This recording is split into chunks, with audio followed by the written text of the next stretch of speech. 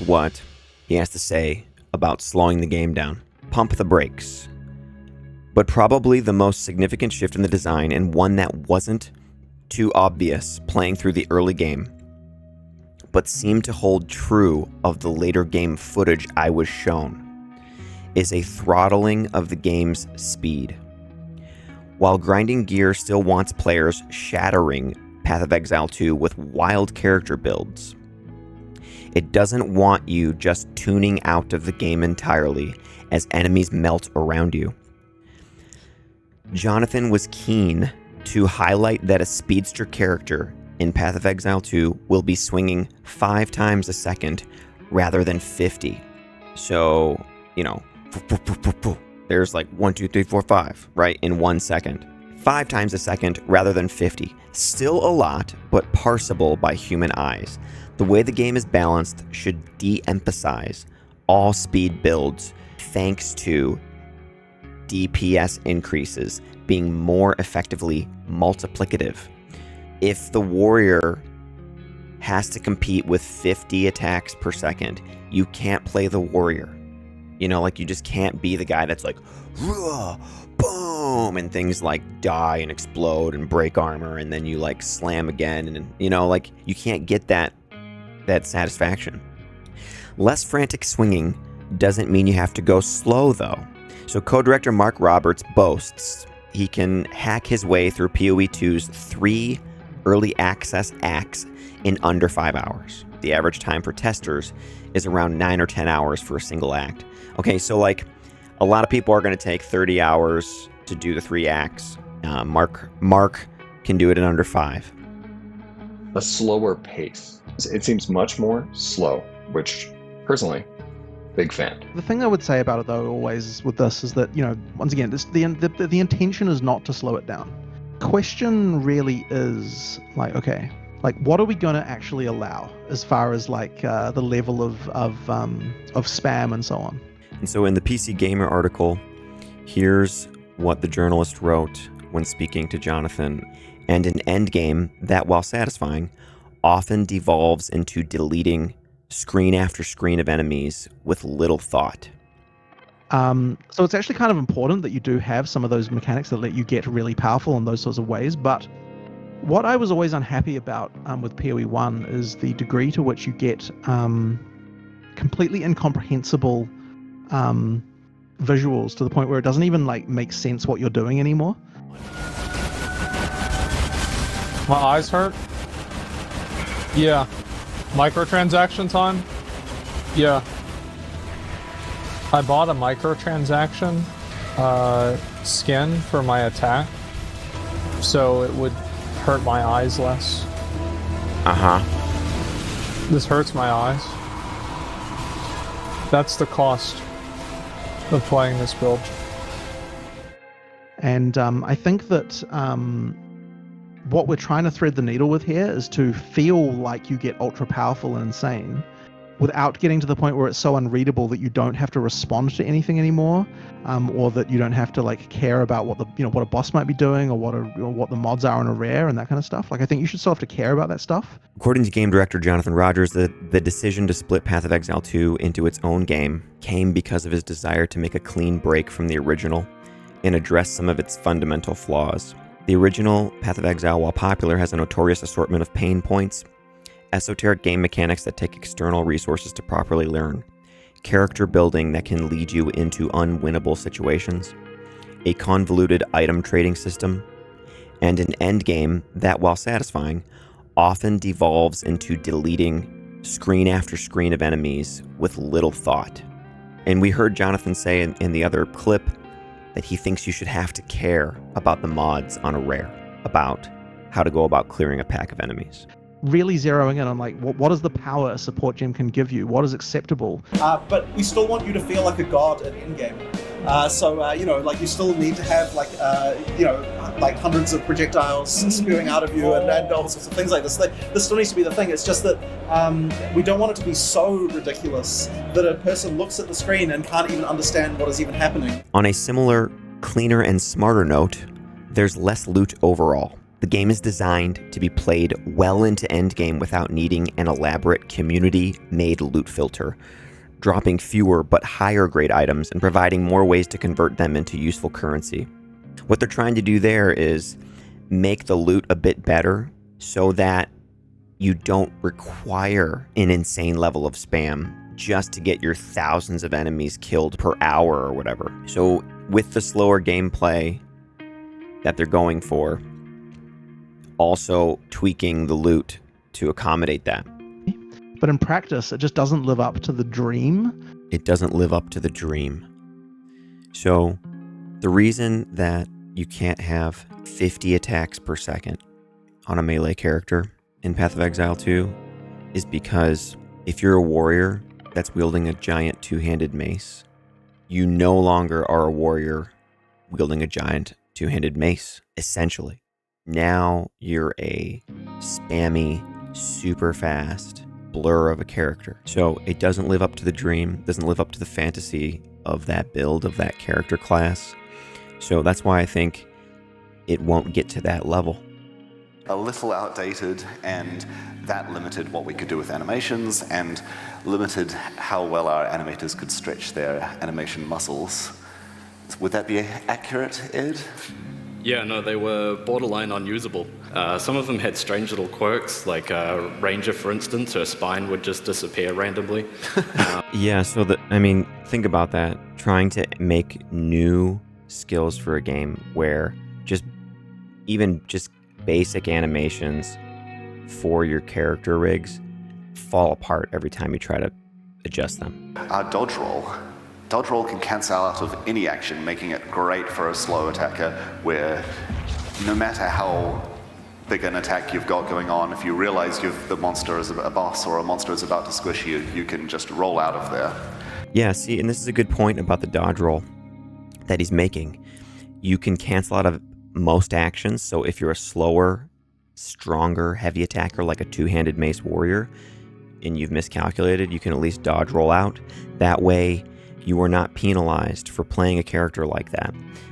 Like you are in a lot of other ARPGs, you will be penalized for that. If your character is not fast, your character sucks. That's basically what it is. Diablo 2 is even like that. If you don't have attack speed and you're a melee character, you suck. If you don't have faster cast and you're a caster, you suck. So if they have ways to allow faster builds but also slower builds to both be viable, and the price for that is throttling down the overall speed of the game and the spamminess of the game, but also making all of the animations impactful and have a space, then it's a better game. Okay, so now let's listen to them talk about the problems with one skill builds in Path of Exile 1.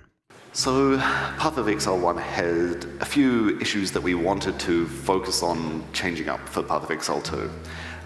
The main one comes from the fact that you feel that every skill you can only really have one truly powerful skill that your character is invested in, and everything else is supplementary. It's very hard to have two skills that work together because of the nature of various systems, which we'll get into a second. This means that every skill needs to be pretty good at doing just about everything. You can't have something with a single job, and it means that situational skills, like for example a skill that has a very long attack time, they have very little place in the game. Skills with long attack times have no place in the game. So it sounds like they want things that have longer attack time to have a place in the game, right? And do they want it to have a place just for the campaign? Or do they want it to have a place in the end game as well? Do you see? I think it's pretty obvious that you aren't going to have Path of Exile 1 levels of speed and spam. Once again, here we go.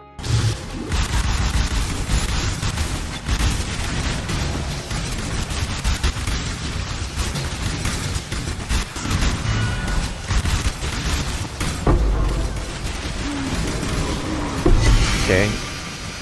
You will usually only have one fully supported skill, and a fully supported skill is so much more powerful than one that isn't supported. And you might have two if you're lucky, but even then, if you did have extra sockets, you're usually better off putting those sockets to use on buffs or permanent effects or some skill that doesn't need to do damage and then can be applying other utility effects at the same time.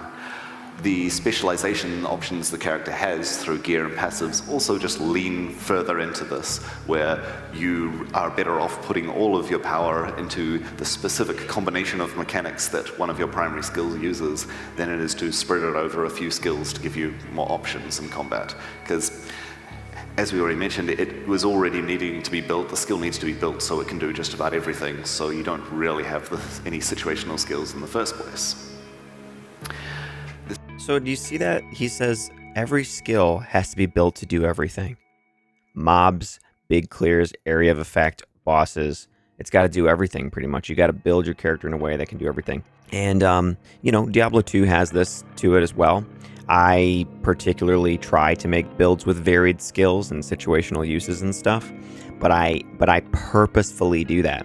The most optimal way to play the game is to buff one skill and have teleport and just zip around and just kill everything super fast.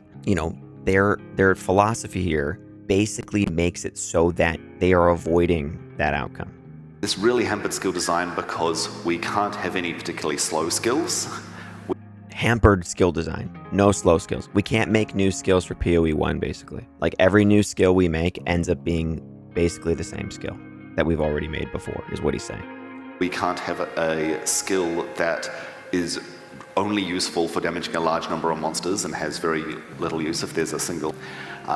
It also meant that mana had to be sort of averaged out based on attack and cast time, because you can't have a skill arbitrarily be something you can only use a little bit because of its mana cost, because it's going to be your damaging skill. And so did you hear that too, is that they can't even have mana cost on things to try to have a big mana cost for a big payoff even. That can't exist in the game either then, right? Because no one will use it. So if it costs too much mana, you can't use it. If it's too slow, you can't use it. If it doesn't clear everything, you can't use it. That's why they have redesigned the entire game from the ground up into Path of Exile 2, and they are going to have a slower pace so that every type of skill and type of build and feel and fantasy and dream that you have for a character build is more possible now, actually. It doesn't all have to be fast. So here he's talking about what they could do to slow things down. They could put cooldowns on everything. And thank goodness they're not doing that. Relying entirely on skills that reliably gain resources to use other expensive skills. And we also didn't want to add skills that would generate mana or generate a resource for you as their primary purpose, just so you can use other skills that you otherwise couldn't spend. That would be able to force you into using a combination of skills, but you would spend half your time doing almost no damage, and then all of your rest of your time doing a huge amount of damage. Right there, the point he's making. So if you're thinking, wait, aren't they falling into this rotation problem? Like, isn't the rotation problem happening in Path of Exile 2 now? Because, like, think of the monk, damage, killing palm, falling thunder. He's saying they could. That's not what he's saying. He's saying we could make it so that some skills do no damage and just generate mana for you, for example, so that you have to use them in order to get your mana back, in order to do the skill, and this would make you use more skills, and this would slow things down a little bit, just almost like a cooldown, essentially. And he says that's not a good solution. What they have in Path of Exile 2 is much better, way better, because the rotation now is situational based, right? Say for the monk, say there's enemies coming at me, and there's a big mob, and I need to slow them down. Well, I could use the Wind Blast move, where he like slaps the air with his quarterstaff, and they get knocked back. Or I could backflip with Frozen Locust, hit that, it explodes, they freeze or get chilled. Now they're damaged. Now Killing Palm is available. Okay, that's a situation. So now I can either choose to use Killing Palm, or I can choose to do something else. I'll use Killing Palm. I get a power charge. Here's the next pack. Boom, Falling Thunder. So, okay, so the next pack comes up, and let's say the wind blast thing doesn't work because they're too big. The enemies are too big, so I can't knock them back. Let's say they are resistant to freeze, so the frozen locust doesn't work either. Okay, now I need to use something else to get going on my monk build. I know what I'll do. I will use Tempest Flurry. I will shock them so they can receive more damage, and now I will use Siphoning Strike to get my power charge to get Falling Thunder rolling again. So do you see what I'm saying? How this is Path of Exile 2 avoids the cooldowns and everything, and it avoids the rotation that you just do. Okay? Where it's like, okay, I do this, I enact this, I have this buff, now I hit. I do this, I have my mana, now I do this. I do this, I do this, I do this, now I attack. I build this up, I build this up, I build this up, now I attack. Every time. Path of Exile 2 doesn't seem like it's going to fall into that as badly. I think there will be some of that, but it's not going to be as bad. Really want to avoid putting the character in a rotation. We don't want it ever be the case where you're like, okay, it's a boss, I'll just go 1, 1, 2, 3, 4, and repeat until the boss is dead. So the focus is on every skill being situational or setting up a situation. Beautiful. Here's Jonathan talking about 0-button builds versus builds that use combos. Have a place where you want to use it. The fact that every skill can be a 6-link now means that we want to get away from just spam one skill, right? And in order for that to happen, you need okay, here's a situation where a grenade is good, here's a situation where a grenade is bad. And he said get away from spam one skill. And then if you should be rewarded for taking advantage of those things. See, I have a question about that. You should be rewarded for taking advantage of those things. Like you said, there does seem to be a more focus on switching between skills. And I figured some of the build guides I have, for example, Righteous Fire, which is like a very, you don't even need any buttons. I will actually intro that with, this is actually really good for disabled players that might be able to live. How does that fit into Path of Exile 2 if you are heavily incentivized to use multiple skills? It is going. So Zizaran is asking about some handicap players and how are they going to be able to enjoy this game if you have so many buttons, And I think that concern is admirable in a way, but it's also this is not the majority of the player base. This is a very low percentage.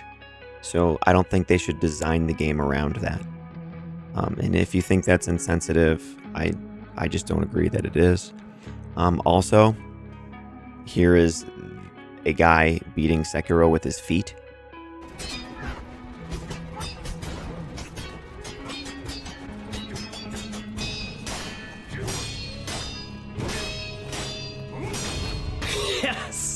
Yes! People will find ways, creative ways, to make builds that are 0-button builds and all that, and Jonathan kind of even says that this will probably happen still anyway, but the intention is to make combo builds better.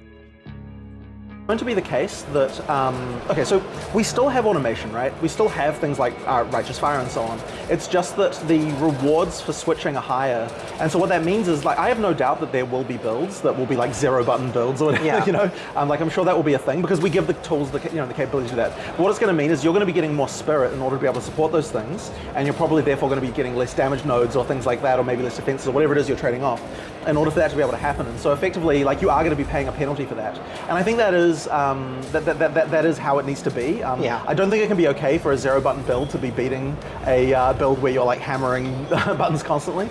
Yeah, he said, I don't think it can be okay for a 0-button build to be beating a build where you're hammering buttons constantly. So yeah, I agree too. If you've got a character, you've got all these skills, they've designed the game to use multiple skills, and then there's a build that requires no buttons and everything just blows up on the screen, that shouldn't be the way the game ends up being, right? Especially if your design is to implement multiple skills, get away from spamming one skill. It's the reason you made the game in the first place. It's the reason they separated it from Path of Exile 1. To say that it's part of why we even started the project, because it really was down to changing the rigs of the player characters, and the reason we wanted to change the rigs is because the animators were not happy with the rigs in PoE1. They weren't able to make animations for it. In order to fix melee, we had to restart the character stuff from scratch, and that's what led into all of the things that went down the road and then to making a sequel. So the answer to how to fix Melee was make a new game, apparently. Make Path of Exile 2. Yeah. So this is why I don't think the game is going to become a zoom boom spammy game where you spam one skill and attack a million times a second and everything blows up on the screen. But what you're going to get instead is way better impact in visuals, less spammy item drops. So that should be more enjoyable to play. So basically, like, you will be heavily rewarded for using more complicated, but you should still be able to do most things or everything. I would say so. So let's hear what Mathilification has to say about his experience playing the Ranger from 7 months ago. The speed of the game, getting more powerful, PoE 1 players versus new players, and how they kind of received the game and picked it up. By this point, this is somewhere like mid-Act 2, well, actually still near the start of Act 2. I had Herald of Thunder, and Herald of Thunder seemed to just start to carry my gameplay. So even by like level 20, 19 it is, yeah, even by around this... Herald of Thunder, in case you're wondering, is one of the persistent buff skills that requires 30 spirit to equip. Now it says 30 spirit in the more recent playthroughs. And you can, like, lightning comes down like when you kill like shocked enemies. You can start to get combos and setups that you're gonna start to feel pretty reminiscent of PoE 1, where you're just blasting through and annihilating things. Through. At least that's kind of how it feels like here, and I don't see any reason that it wouldn't change. Yeah. It just takes a bit to gear up. So you have seen... Yeah, you saw that those packs going down pretty easy. He says it just takes a bit to gear up. Which is what you want. You want to have this progression in this time, and this kind of like, all right, it's a little bit of a slower grind at first, but things will pick up a bit. But like I said, I think they are throttling it overall still, as we read in the interviews. You know, plenty of gameplay. It's a bit slower, it's a bit more methodical, and it's absolutely intended to be that way. This is going to be much more of a Dark Souls style playthrough of an ARPG. So he said it's going to be a Dark Souls style, and now that's going to piss off people. There's definitely people that are pissed off by that analogy, but I don't think it's actually a bad thing to use Dark Souls as a comparison. Yes, there's a dodge roll. Yes, there are lots of cool bosses. And Dark Souls games, From Software games, are fantastic.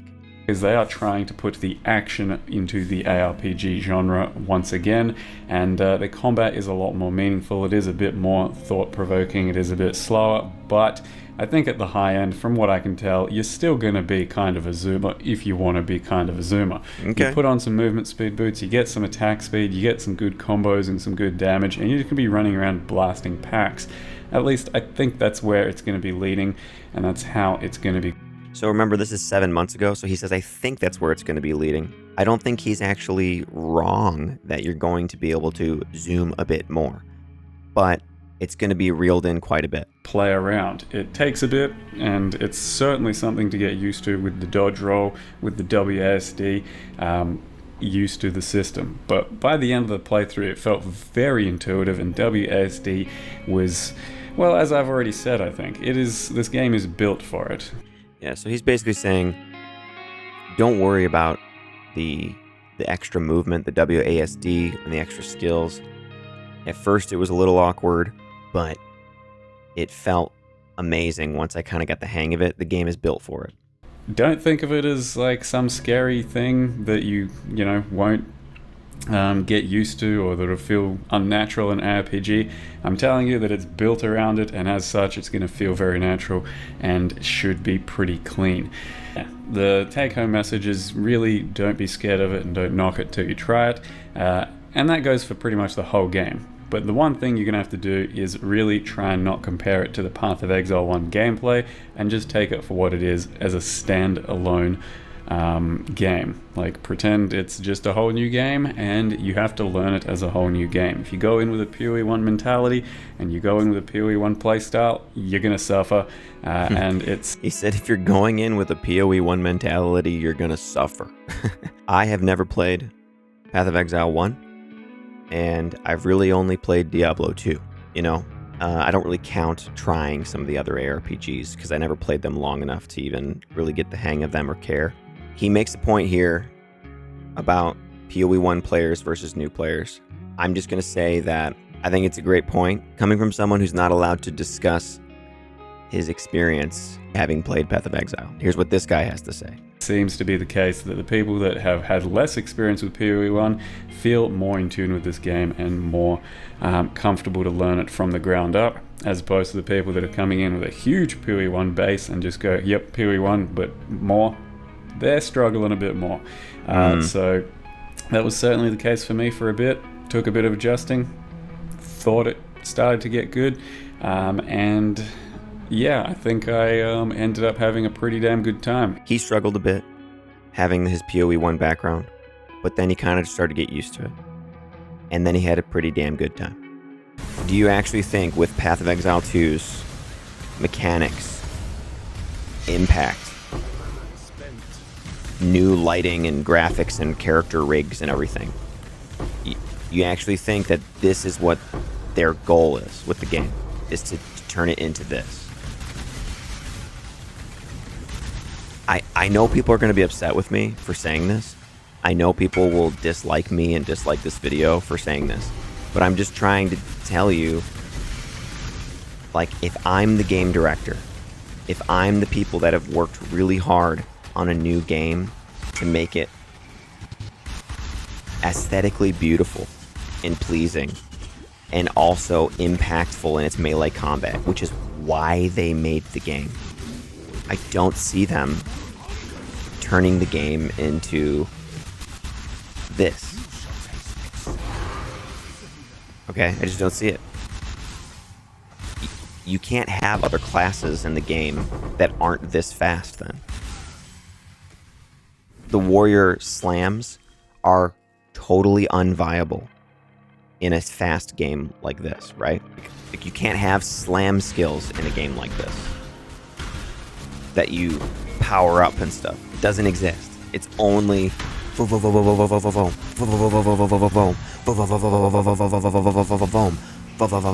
right? That's not the game they're trying to make.